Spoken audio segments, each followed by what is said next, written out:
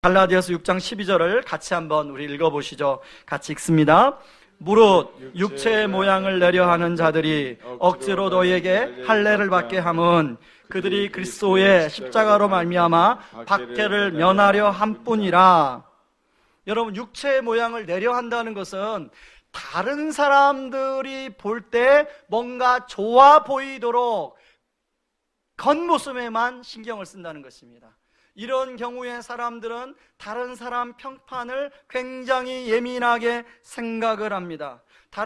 우리가 저 사람 참 좋아, 저 사람 참 괜찮은 사람이야, 저 사람 참 멋진 사람이야 라는 말을 들을 때는 그 말이 참 듣기 좋지만 그런 말이 들리지 아니하고 자신에 대해서 조금만 약간 부정적인 말이 들려지면 그걸 못 참아 하게 되죠.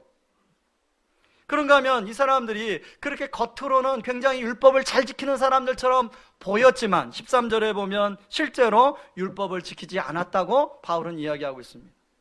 갈라디아서 6장 13절을 같이 한번 읽어봅니다. 할례를 받는 사람들 스스로도 율법을 지키지 않으면서 여러분에게 할례를 받게 하려는 것은 여러분의 육체를 이용하여 자랑하려는 것입니다. 여러분, 이들은 겉 사람들의 평판이 중요했기 때문에 하나님 앞에서 말씀을 가지고 순종하는 건 별로 중요하지 않았어요. 그렇게 보여지는 것이 중요했죠. 근데 바울이 볼 때는 제대로 말씀대로 살지 않는 것이 보인 거죠. 근데 대신 그러다 보니까 어떤 걸 더 좋아했냐면 자기의 육체의 모양을 자랑하는 것에 더 관심이 있었어요. 여기는 뭐라고 하냐면 너의 육체로 자랑하려 함이라. 그 사람들 안에는 자기가 몇 명을 만나 갈라디아 사람들을 할례 받게 했다, 이거 가지고 서로 자랑했습니다. 나는 10명을 할례 받게 했다, 나는 20명을 할례 받게 했다가 나는 1000명을 할례 받게 했다. 가끔씩 목사님들 만나면 본인이 몇 명을 세례 줬는가를 가지고 또 자랑을 하는 분들이 계시죠. 군대 신병 교육대에 가면 단체를 모아놓고 세례를 주기도 하잖아요. 여러분, 우리가 그런 것들에 우리도 그렇게 자랑할 수 있는데요, 단순히 이 사람들이 그런 것만 자랑한 것이 아니라 육체적인 자신의 조건들을 가지고 자랑했습니다. 예를 들면 인간적으로 나는 어떤 사람이다, 나는 이런 부분에서 나는 자랑할 게 있다, 그 유대인 거짓 교사들이 자랑을 했어요. 여러분, 우리 복음 중심적 삶 다락방 규제를 통해서 우리가 살펴봤는데, 여러분, 우리 안에도 우리의 뭔가 의로움, 내 안의 의로움을 가지고 나를 드러내고 자랑하고 포장하는 모습이 있어요, 없어요? 있죠. 그런데 우리는 그동안 그런 모습을 가지고서도 그것이 하나님 앞에서 얼마나 죄인인지를 모르고 다른 사람이 그렇게 하면 어떻게 반응했습니까? 뭐야 쟤? 왜 그래? 기분 나빠. 이렇게 우리가 주로 반응했죠. 그러다 보니까 자신의 의로움을 내세워 스스로 의롭다고 생각하니까 십자가가 축소돼서 십자가의 사랑이 잘 느껴지지가 않은 거죠. 문제는 이런 영향을 그대로 갈라디아 성도들이 받아 신앙의 본전인 예수님께 초점을 맞추지 않고 신앙의 껍질인 할례를 받냐 안 받냐, 너는 받았다 나는 안 받았다, 이걸 가지고 지금 서로 싸우고 있더라는 것입니다. 여러분, 할례만이 아니에요. 규례를 넌 지켰냐, 나는 많이 지켰다, 너는 못 지켰냐, 왜 그거밖에 못 지켰냐, 그런 걸 가지고 지금 서로 논쟁하고 있는 거예요. 갈라디아 성도들이 바울이 말하는 율법주의로 흘러버린 거죠. 여러분, 제가 지난번에 갈라디아 사람들의 신앙의 여정을 설명하지 않았습니까? 원래 이 사람들은 육체를 따르는 자유주의자들이었어요. 이방신을 섬기는 자유주의자들이었어요. 바울을 통해서 복음을 알고 복음주의로 돌아왔습니다. 그런데 거꾸로 다시금 이들이 율법주의로 흘러버린 거죠. 그런데 그런 신앙의 여정이 여러분, 우리가 살아가는 신앙의 여정과 별반 다르지 않습니다. 우리도 예수를 믿지 않을 때는 내 마음대로 내 생각대로 살아가는 자유주의자였어요. 그러다가 어느 날 예수님을 만나고 예수님의 복음의 감격과 은혜가 있었습니다. 그런데 복음의 은혜와 감격 가운데 살아가다가 점점 생각이 굳어지고 자꾸 자꾸 종교화 돼버리고 율법주의화 돼버려요. 근데 우리는 율법주의로 빠지는 거죠. 그런데 그것이 죄인지도 모르고 그것이 정말 복음으로 돌아와야 하는지도 모르고 우리가 많이 이렇게 살아갔어요. 이런 현상이 갈라디아 교회만 있었던 것이 아니라 지금 오늘날 한국교회가 문제가 있다, 왜 한국교회는 왜 그러느냐 하는 문제의 핵심에 들어가 보면 바로 한국교회가 율법주의화 되어버린 것이 드러나게 됩니다. 그런데 여러분, 우리가 그렇잖아요. 한국교회가 왜 그러냐고 우리가 비난하는데요, 사실은 한국교회는 누구라고 그랬습니까? 한국교회는 바로 우리 자신이라고 그랬죠. 여러분, 이런 문제가 한국교회 전체 안에만 있는 것이 아니라 때로는 교회 안에만 율법주의화가 되어버린 게 아니라 여러분, 우리가 자녀 교육을 하는데도 나도 모르게 율법주의화 되어서 가르치고 있어요. 여러분, 우리 어린아이들이, 우리 자녀들이 어릴 때는요, 부모님이 좀 강압적으로 교육을 하고 말을 하면 아이들이 들었습니다. 지금도 아마 초등학생들이나 중학교 한 1학년까지는 이제 부모님이 좀 강압적으로 하면 말을 들을 거예요. 너 가정예배 드리자. 그러고 와, 이리 와, 가정예배 드리게. 근데 이제 중학교 2학년부터 이제 반항이 시작이 되죠. 그리고 고등학교 1학년, 고3, 그리고 대학교 넘어가면 그렇게 말 잘 들었던 애들이 신앙의 반감을 가지고 신앙을 떠나 자유주의로 가버려요. 사실 여러분, 그런 실례가 지금 우리 성도들이 겪고 있는 실례예요. 지금은 20살이 넘은 우리 자녀들에게 아무리 옛날 방식으로 이야기해도 이 자녀들의 귓등에도 그 말이 안 들어온다는 걸 여러분 실감하실 거예요. 저는요, 지금 저희 아이들이 그 기로에 서 있어요. 중3, 고1, 고3이기 때문에. 이제까지 어릴 때는 율법주의, 약간 강압적으로 아이들한테 야, 아빠가 목사인데 가정예배 드려야지, 와. 그러면 애들이 다 그냥 왔어요. 지금은 올까요, 안 올까요? 안 와요. 말을 안 들어요, 지금은. 그렇게 해서는 애들한테 통하지가 않아요. 그래서 저는 고민하는 거예요. 어떻게 하면 그것을 방지하고 이 아이들이 이제 20살, 21살 들어갔을 때 신앙을 떠나지 않고 그때도 정말로 우리가 믿는 예수님의 기쁨을 이 아이들도 경험할 수 있을까? 그러기 위해서는 우리가 율법주의화 이제까지 됐던 교육의 방법이 달라져야 된다는 거예요. 그렇다고 해서 그러면 우리 자녀를 내버려 둘 것인가? 그럼 어디로 빠져요? 자녀들은 자유주의로 빠져서 영원히 주님을 떠났다가 이제 인생을 한참 시행착오하고 40, 50대에서 여러분처럼 돌아올 수도 있어요. 그럼 얼마나 에너지 낭비고 인생 낭비입니까? 그러지 않기 위해서는 우리 1세대, 신앙의 1세대 우리 부모가 정말로 복음 앞에 온전히 서서 그 복음이 얼마나 좋은 것인가를 경험하고, 그리고 우리 자녀들한테도 그것이 얼마나 좋은, 예수 믿는 게 얼마나 기쁘고 얼마나 좋고 얼마나 유익한지를 자녀들에게 느끼게 해주고 경험하게 해주는 것, 그것이 바로 그 아이들이 그렇게 가지 않는 그런 예방 조치라고 생각합니다.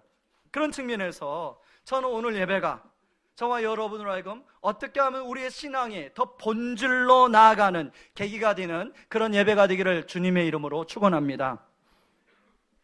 그러기 위해서 껍질에서 본질로 회복하기 위한 두 가지 좀 진단 질문이 좀 필요한데요. 첫 번째는 나는 지금 무엇을 자랑하고 있는가?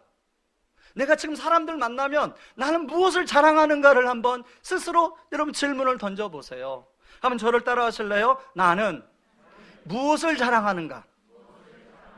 여러분 옆 사람한테 물어보세요. 우리 집사님은, 형제님은, 자매님은 무엇을 자랑합니까? 여러분 바울은요 인간적으로 자랑할 게 참 많은 사람이었어요. 여러분 사도행전 22장 3절 말씀을 같이 한번 읽어보시죠. 읽습니다. 나는 유대인으로 길리기아 다수에서 낳고 이성에서 자라 가말리알의 문화에서 우리 조상들의 율법에 엄한 교훈을 받았고 오늘 너의 모든 사람처럼 하나님께 대하여 열심히 있는 자라. 그 다음 말씀 제가 읽겠습니다. 나는 8일 만에 할례를 받고 이스라엘의 족속이요 베냐민 지파요 히브리인 중에 히브리인이요 율법으로는 바리새인이요 열심으로는 교회를 박해하고 율법의 의로는 흠이 없는 자라. 바울이 첫 번째 자랑한 게 뭡니까? 자기의 출신 배경을 자랑했어요. 나는 히브리인 중에 히브리인, 나는 정통 중에 정통.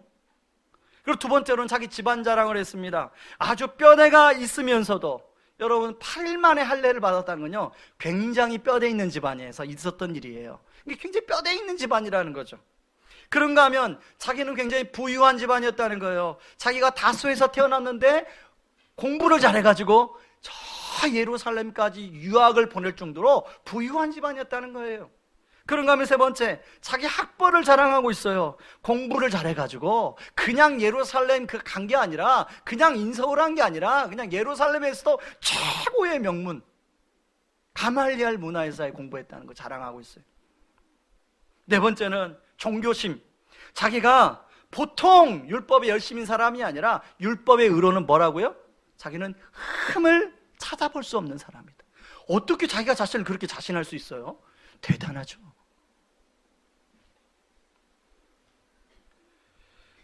여러분 아마 모르긴 몰라도요, 바울은 예수 믿기 전에 이런 네 가지에 대해서 하나님 앞에 참 많이 감사했을 거예요. 하나님 아버지, 저는 쟤랑 다르게 저를 이런 집안에서 태어나게 해주시고 또 이렇게 공부하게 해주시고 제가 정말 어릴 때부터 율법을 잘 지키게 해주셔서 감사합니다. 기도했을까요? 안 했을까요? 했죠. 그리고 뿐만 아니라 그걸 자랑했어요. 자랑. 여러분 바울이 여기서 이렇게 말하는 거 보니까요 자랑 엄청 많이 했던 것 같아요. 이게 보통 솜씨가 아니에요. 여러분 갈라디아서 지난주 5장 26절을 볼 때요, 갈라디아 5장 20절을 보면 헛된 영광이라고 하잖아요. 바울이 왜 이 헛된 영광이라는 단어를 쓰면 본인이 그렇게 헛된 영광 가운데 있어 봤어요. 여러분 헛된 영광을 말하면 자기는 우월감을 느끼지만 다른 사람은 열등감을 느끼게 만든다고 그랬죠. 여러분 헛된 영광이 해보니까 재미가 있습니까? 없습니까? 그 재미, 헛된 영광 속에 있으면 재미가 있어요? 없어요? 그것이 주는 매력이 있어요. 은근히 다른 사람 앞에서 자신을 자랑하면 다른 사람들이 자기를 대단하게 여겨주고 부러워하는 것이 주는 묘한 기쁨이 있습니다. 그래 내가 오늘 밥 살게.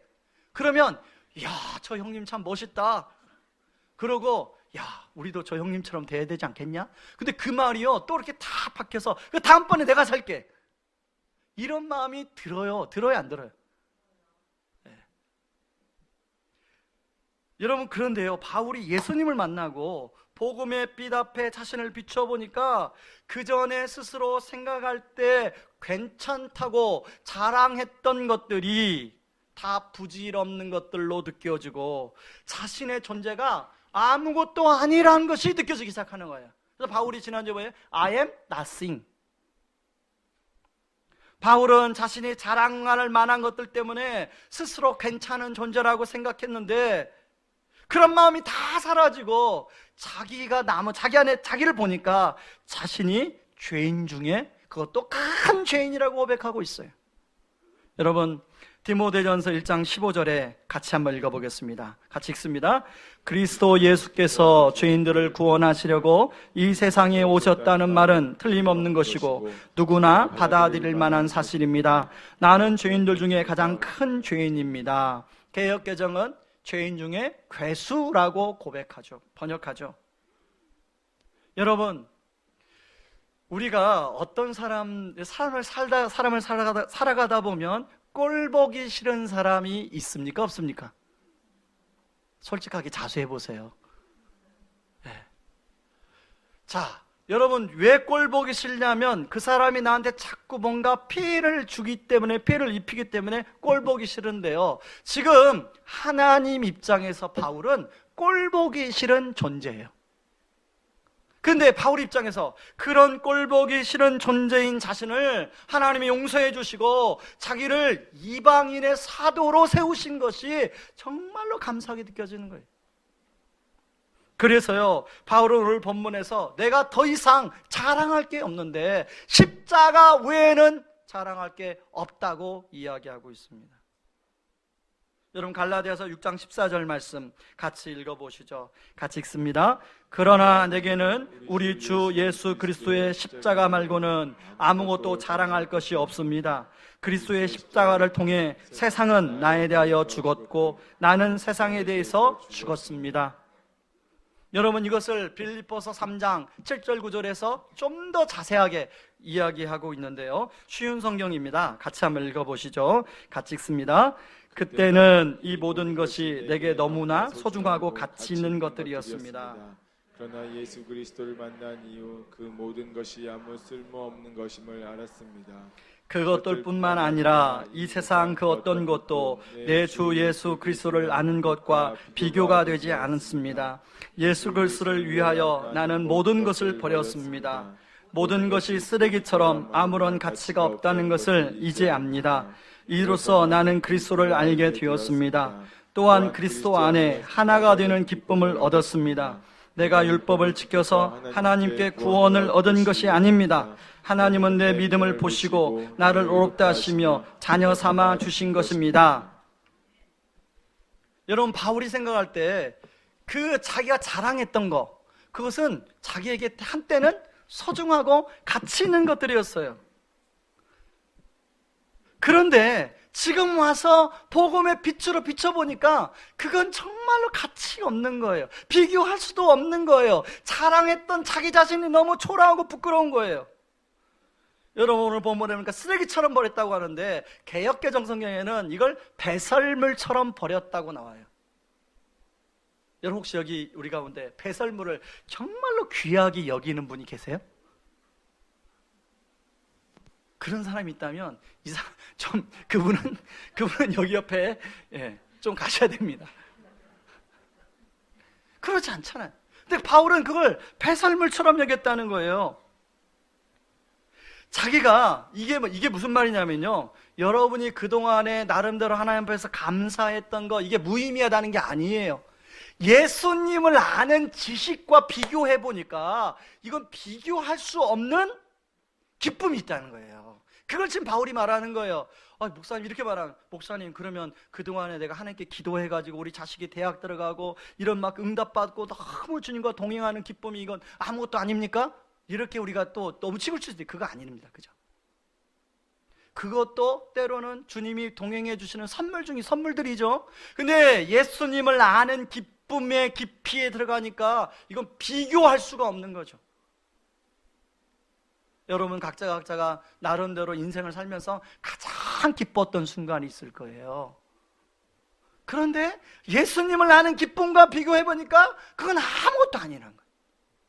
여러분, 제가 왕년에 동네 구슬치기 왕이었습니다. 그래가지고 구슬을 몇 개까지 따봤냐면 600개 정도까지 따봤어요. 이제서야 좀 인정을 해주시겠죠? 그런데요, 제가 지금 그 구슬을 보관하고 있을까요? 어디 있는지 몰라요. 언제부턴가 그 구슬은 저한테 의미 없어졌어요. 만약에 제가 지금도 나는 왕년에 구슬을 600개까지 따봤어, 그래서 제가 막 집에 그 보물 창고에다 600개의 구슬을 지금도 보관하고 있다면 저는 여기로 가야 될 사람이죠. 지금 바울이 그건 거예요. 바울이 예수님을 알면 알수록 예수님과 하나 되는 기쁨을 바울은 발견했어요. 이렇게 되니까 바울에게 어떤 변화가 일어났냐면 그 다음 말씀이죠. 여러분 14절 잘 말씀 보세요. 그리스도의 십자가를 통해 세상은 나에 대해서 죽었고 나는 세상에 대해서 죽었습니다. 이게 무슨 말일까요? 이 말이 잘 이해가 안 되죠. 찾아봤더니요, 여러분, 우리는 모든 사람이 세상의 영향을 받습니다. 주변 환경에 영향을 받습니다. 갑작스럽게 뭔가 힘든 일이 생기면 그 힘든 일 때문에 내 마음에 평안이 깨지게 돼 있어요. 어떤 사람이 가만히 있다가 어떤 사람이 나에게 무슨 말로 막 말을 하면 그 말 때문에 내가 영향받고 막 잠 못 자게 돼 있어요. 저만 그런가요? 여러분 안 그러세요? 그리고 어떤 사람이 어떤 말을 하면 그 말에 자꾸 우리는 매여요. 특히 여러분 이상하게 막 점 보지 말라니까 괜히 점 봐가지고 막 목사님 그거 뭐 점쟁이가 너한테 그렇게 말하는데요 어떻게 하면 좋아요? 막 어떤 분은 또 꿈 꾸고 와서 목사님 어젯밤에 이 꿈을 꿨는데 이 꿈의 의미가 뭐예요? 어떻게 하면 좋아요? 여러분 그런 것에 예수님을 알면 알수록 그런 것에 매일 필요가 없다는 거예요. 여러분 예수님을 알면 알수록 그 전까지 없던 담대함이, 그전에는 막 조그만 무슨 일이 있으면 불안하고 걱정하고 근심했던 마음이 다 사라지고 담대함이 주어진다는 거예요. 그게 세상이 나에 대해서 죽은 거예요. 세상이 나에 대해서 십자가에 못 박힌 거예요. 저는 의왕 우리 교회 성도님들 안에 예수님을 알면 알수록 예수님이 주시는 기쁨으로 인해서 이런 저와 여러분이 세상에 대해서 죽고 세상이 저와 여러분을 위해서 죽는 사건이 일어나기를 바랍니다.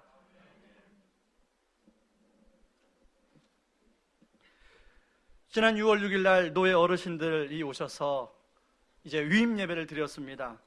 그런데 위임 예배를 드리고 이제 오신 손님들이 다 이제 가시고 그 오신 손님들에게 연락이 이렇게 이제 나중에 제가 인사를 이렇게 드리니까 뭐라고 피드백이 오냐면, 목사님 제가 위임 예배를 참 많이 가봤는데 이번 특별히 목사님 교회 위임 예배는 큰 은혜와 감동이 있었어요. 근데 이분 이런 얘기를 한두 분만 얘기하는 게 아니라 여러분들이 저한테 그런 얘기를 하는 거예요. 그리고 유임 예배 끝나고 집에 돌아갔습니다. 저희 집에 여러분 제가 지난번 얘기했잖아요. 저희 집에 4명의 B형 남자가 있다고요. 못 들은 분을 위해서. 그 중에 3명은 도덕주의자고 1명은 자유주의자라고 말씀을 드렸죠. 그 자유주의자인 저희 집 둘째가, 아빠 예배가 원래 이래요? 여러분 그 아이 마음속에도 뭐예요? 은혜와 감동이 있었다는 거죠. 여러분에게 말씀드릴 게 하나 있습니다. 하나님께서 저는 위임식을 통해서 하나님이 저한테 놀라운 선물을 주셨어요. 그 전에 제가 여러분께 설교하면서 제가 복음을 더 깊이 알 수 있으면 좋겠다라고 고백을 했죠.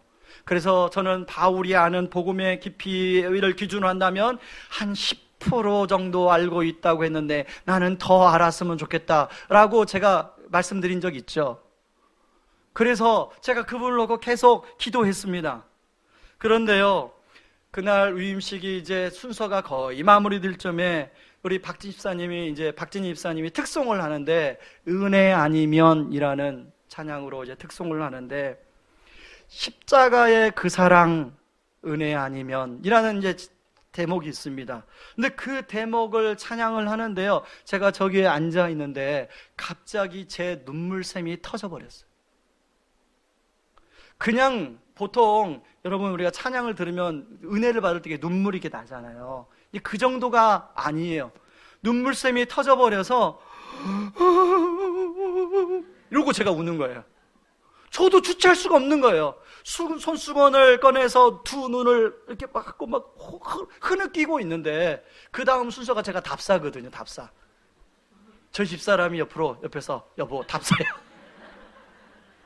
그러고 울음을 스스로 막 속으로 삼키면서 답사 자리에 섰어요. 그런데 그 이후로 하나 제 안에 달라진 게 있어요.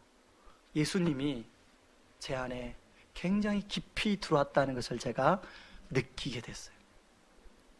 여러분 평상시에 차를 타고 가다면 여러분 CCM 찬양 같은 거 들을 것입니다. 근데 그 이후로 찬양을 듣는데 찬양에 느껴지는 깊이가 다르게 느껴져요.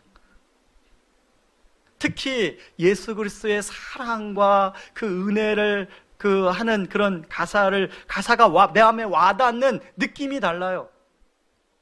여러분, 우리는 학교에 사용하고 있기 때문에 학교 담당자가 전화가 오면 저는 그전에는 제 전화가 울리면 제 가슴과 딱 전화번호 뜨면은 마음이 요동을 쳤습니다. 무슨 전화일까? 아무렇지도 않은 일인데 전화가 오면은 뭐가 있잖아요. 그런데요, 지난주에 그 일이 있고 나서 전화벨이 딱 울리더라고요. 전화가 딱 울려요. 근데 전혀 마음의 유동이 없어요. 행정실장님이 전화 와가지고 전화를 받았더니 교회가 혹시 주일 공간이 필요하면 하나 더 쓰세요. 생각해보니까 우리 교역자로 나눠보니까 주일학교 공간이 아직까지는 학교 공간하고 너무 겹쳐서 학교 공간 쓰기가 좀 어려운 상황이에요. 현재 초등부 같은 경우 너무 많아지고. 그래서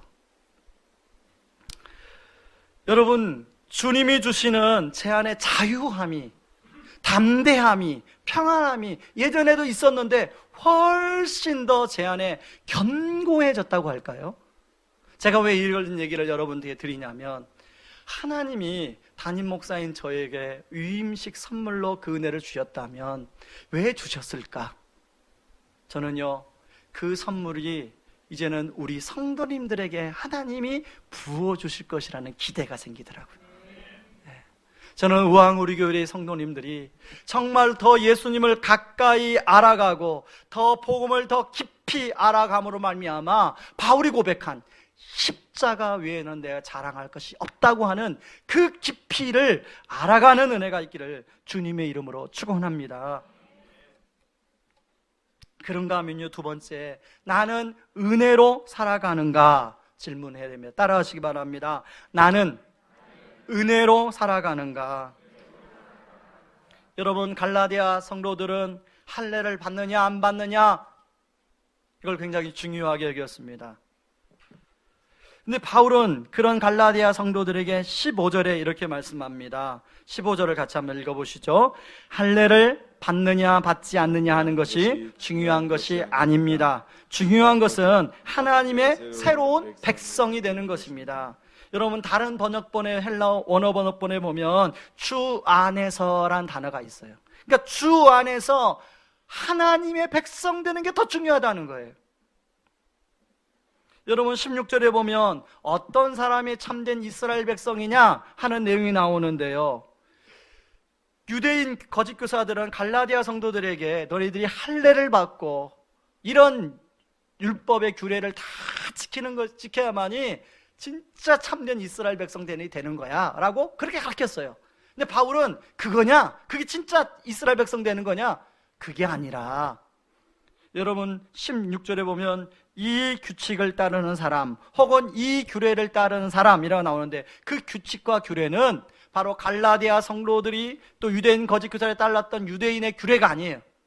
바로 예수 그리스도를 믿음으로 구원받고 은혜 안에서 살아가는 규례, 그 규례를 따르는 사람들이 참된 하나님의 백성이라는 거죠.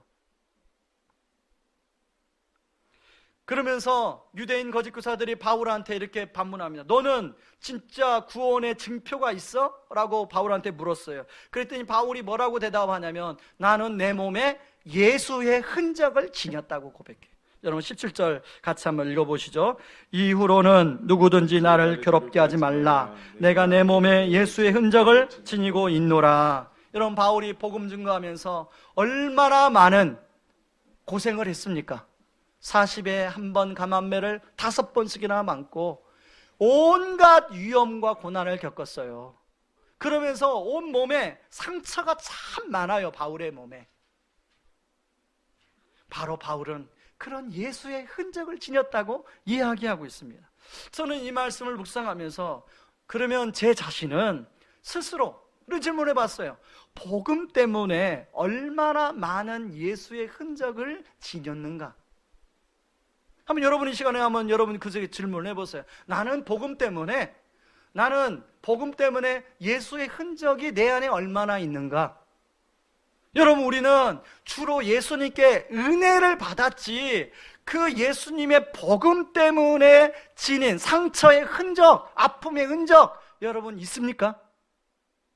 제 안에도 질문을 해봤더니 있긴 있어요. 조금 있는데 우리가 후원하고 섬기는 선교사님들에 비하면 내놓을 수가 없어요. 최근에도 우리가 협력하는 선교사님 기도 부탁이 왔어요. 우리 아이가 딸인데 이제 초등학교 5학년, 고학년이 됩니다. 고학년이 되는데 그러니까 선교지에 적응을 하지 못해서 불안이 찾아왔어요. 목사님, 기도해 주세요. 거기가 워낙 외졌기 때문에 어디 선교사님들 자녀 학교가 없어요. 보낼 수도 없어요. 그냥 데리고 있어야 돼. 근데 이 아이는 계속 분리불안을 호소하는 거예요. 목사님, 기도해 주세요. 그런가 하면 어떤 선교사님의 자녀는 이제 고3인데 선교지에 적응을 하지 못해가지고 엄마 아빠는 선교지에 있고 얘는 고등학교 1학년 때 한국에 왔습니다. 그래서 이제 친척집에서 학교를 다니는 게 아니라 얘가 학교에 일반 학교에 적응을 못하니까 대안학교를 어떻게 저렴한 대안학교를 다녀요. 근데 이번에 검정고시를 본다고 기도 부탁을 해왔어요. 그런가 하면 어떤 선교사님의 자녀 딸은 갑상선 항진증이 와가지고 선교지에 적응하면서 결국은 걔는 엄마 아빠를 떠나 한국에서 지금 혼자 살아가고 있어요. 여러분, 이런 선교사님들에 비하면 나는 과연 복음 때문에 예수의 흔적을 얼마나 지니고 있는가? 내세울 게 없는.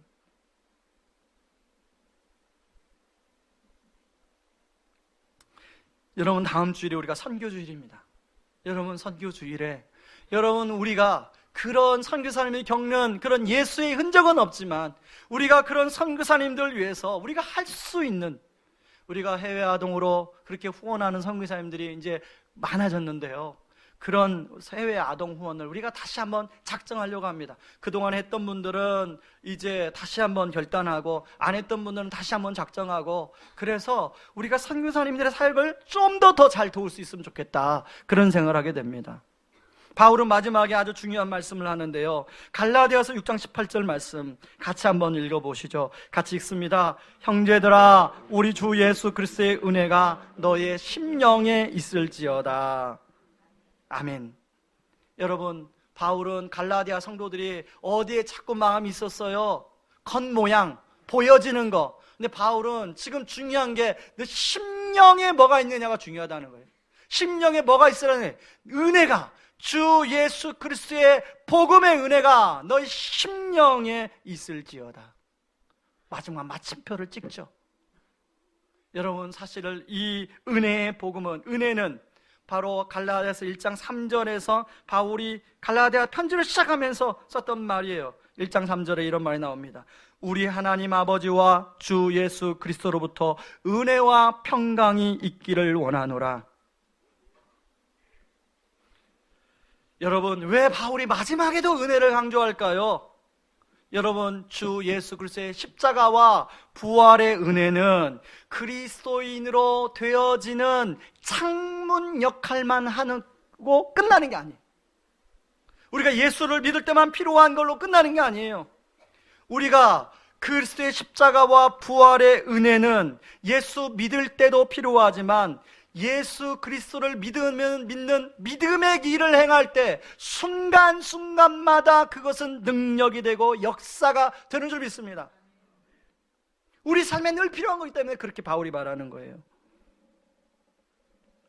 여러분, 십자가와 부활의 복음 앞에 우리가 바로 설 때마다, 그리고 그 십자가와 부활의 복음을 묵상할 때마다 그 복음이 나의 삶의 모든 영역의 능력으로 역사해서 로마서 1장 16절에 말한 것처럼 복음은 모든 믿는 자들에게 구원을 주시는 하나님의 능력이 됨이라.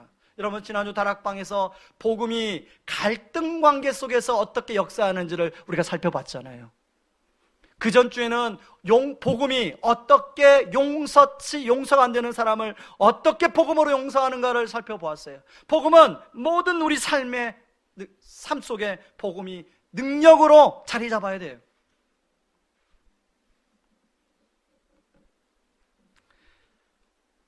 어느 책에 보니까 어느 목사님이 이렇게 써놨어요. 십자가와 부활의 복음의 은혜는 우리를 예수님께로 더 가까이 나아가게 하고 삶을 든든히 붙잡아주며 장차 영원한 생명을 주는 삶의 길이 됩니다. 여러분, 오늘 우리는 성찬식을 하게 됩니다. 예수님의 살과 피를 상징하는 떡과 포도주를 마시게 될 텐데요, 주님은 죽을 수밖에 없는 죄인인 우리를 대신해서 십자가에서 모든 우리의 죄를 짊어지셨어요. 여러분, 엘리 라바 사박다니라고 주님 말씀하셨죠. 하나님이여 왜 나를 버리시나이까? 그 전에 주님은 그 골고다에서 피와 땀을 흘리면서 주님은 기도했어요. 하나님, 이 잔을 내게서 옮기실 수 있으면 옮기시옵소서. 많은 사람들을, 그리고 저도 한때는 주님은 십자가 고통을 피하고 싶었구나 라고 인간적으로 피하고 싶었구나 라고 그렇게 생각했어요. 그런데 그 말씀을 다시 보니까 예수님이 그것 때문에 그렇게 기도한 게 아니에요. 여러분, 예수님은 십자가에 모든 인류의 죄를 안고 십자가에 그 죄를 짊어지셨어요. 여러분, 우리는 한 사람의 짐도 지는 것 버거워하죠. 우리 지난주에 짐을 지라고 했지만 내가 져야 될 짐, 우리 가족들의 짐을 지는 것도 버거워해요. 그런데 예수님은 온 인류 사람들의 모든 죄의 짐을 스스로 혼자 짊어지고 십자가로 나가는 것, 이게 얼마나 힘드셨을까요? 그런데 그 십자가에서 예수님은 그걸 짊어지고 나가셔서 그 십자가에서 우리의 과거와 현재와 미래의 모든 죄를 다 사하셨어요. 그리고 우리를 양자 삼아 주셨습니다. 그리고 우리를 주님이 믿는 믿음 안에서, 갈라디아서 2장 2절에 하면 내가 사는 것은 육체 가운데 사는 것이 아니요 오직 그리스도를 믿는 믿음 안에서 사는 것이라고 말씀하고 있습니다. 그런데 우리는 자주 그것을 잊어버려요. 마치 내가 잘나서 사는 것 같아요. 그리고 내 힘으로 막 살아가요. 우리 주님은요, 그러다 보니까 우리가 자꾸 신앙도 종교로 받아들여서 율법주의로 빠지고, 그렇지 않으면 내버려두면 자유주의로 빠지고, 그런 걸 우리 주님이 아셨어요. 그래서 성찬식을 통해서 그런 당신의 자녀들이 그렇게 곁길로 갔던 당신의 자녀들을 성찬식을 통해서 아들아, 딸아, 그게 길이 아니고 여기가 길이란다. 내가 너희들을 십자가에서 이렇게 사랑하지 않았니? 이 십자가의 사랑의 은혜를 붙들고 너희들도 이 복음의 길을 걸어가지. 바로 이게 성찬식. 여러분, 성찬의 의미가 제대로 살아나기 위해서는 이렇게 예배 시간에 성찬식을 하는 것도 중요하지만 우리 삶 속에서의 성찬이 매일매일 일어나야 돼요. 순간순간마다 일어나야 돼요. 교회에서만 찬양을 드릴 때만 예수 그리스도의 복음을 묵상하는 것이 아니라, 여러분, 우리는 우리 일상 속에서 늘 어떤 상황을 맞닥뜨리게 됩니다. 그때 여러분 뭐가 역사합니까?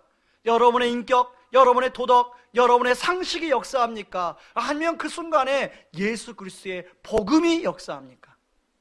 저를 가만히 보니까 저의 상식과 인격과 도덕이 역사예요. 제가 알고 있는 지식이 역사예요. 어느 날 주님이 깨닫게 해주셨어요. 그게 아니란다. 복음 중심적 삶을 살길 원하면 그렇게 하면 안 된단다. 그런 상황 속에서 너의 인격으로 반응하는 것이 아니라 내가 그 순간에 너에게 어떻게 해 주셨는지를 묵상해봐라. 그런 다음에 네 마음에, 네가 그렇게 하려고 하는 마음의 동기를 살펴봐라. 네가 그 동기가 어떤 우상에서 출발했는지를 살펴봐라. 그 동기가 너의 의로움을 드러내려고 하는 것인지 살펴봐라. 그 동기가 율법주의에서 나온 건지 자유주의에서 나온 건지 살펴봐라. 성령님이 저한테 말씀하시는 거예요. 그런 다음에 두 번째, 그렇게 동기를 살펴봤으면 예수님이 이미 나에게 행해 주신 일을 묵상하는 거죠. 바로 십자가와 부활의 복음을 묵상하는 거예요. 예수님이 그 상황에서 나에게 어떻게 대해 주셨나? 예수님이 내가 저 상대방의 상황에 있을 때 예수님은 나한테 어떻게 대해 주셨나? 그걸 묵상하면 제가 그때 그 상대방에게 어떻게 대해야 될지가 답이 보이더라고요. 그런데 그렇게 하기가 쉽지 않아요. 답은 아는데 쉽지 않아요. 답은 하는데 너무너무 힘들어요. 왜요? 제 안에 성령의 은혜가 없어요. 그런데 어떨 땐 쉬워요. 왜 쉽냐면 성령의 은혜가 부어질 때는 쉽더라고요. 여러분, 이 시간에 성찬식을 할 때 바로 이런 성령의 은혜가, 하나님 우리의 삶 속에서 복음을 들고 복음 중심의 삶을 살기를 원하는데, 하나님 성찬식을 통하여 이런 성령의 은혜가, 성령의 기름 부으심이 부어지는 역사가 있게 하여 주시옵소서. 그런 마음으로 같이 성찬에 임할 수 있길 바랍니다. 제가 한번 기도하겠습니다. 고마우신 하나님 아버지, 고맙고 감사합니다.